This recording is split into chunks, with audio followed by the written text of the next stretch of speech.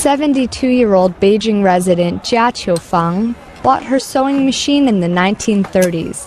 It helped her save money on clothing for her 4 children.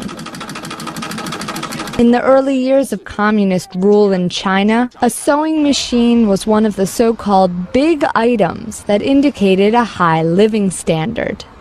These iconic household goods have changed over the years, from wristwatches, radios, and bicycles to refrigerators and televisions. Jia says these items are now commonplace. Just about every home has a phone, a television, a fridge, and a washing machine. Before the 80s, these were much rarer. Today, one of the items on the wish list is a car. Jia's son, Qi Yongli, just bought his 3rd. It's hard to think what today's 4 big items are. I think it's just a house and a car. In 1992, there were about 1 million privately owned cars in China. Now there are about 41 million. Another big item today is a house. Beijing homes are expensive. An average family would need 27 times its yearly income to purchase a typical house. Yet Yang Shuai, manager of a Beijing real estate office, says home ownership is on the rise. Right now, more people are buying houses than renting.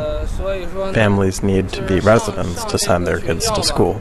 Before housing reforms in 1985, only 17% of city homes were privately owned. Now estimates put urban home ownership at 80% or higher. Consumers also want computers and cell phones, but in cities, these are no longer status symbols. Gao Wenjuan has been selling computers for 5 years. Computers and cell phones are already very common household items, like a television. In the cities, homes often have at least 2 computers. With consumers increasingly able to purchase the big items, their aspirations turn to more intangible things. Li Gang says travel is becoming important. I think having a visa to go abroad could count as a big item. Jia says the big item she wants future generations to have is education. My 3 grandkids are all in college. I think when they have children, the next generation will be even better.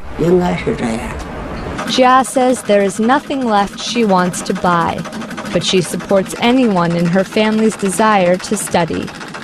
Alison Clayman for VOA News, Beijing.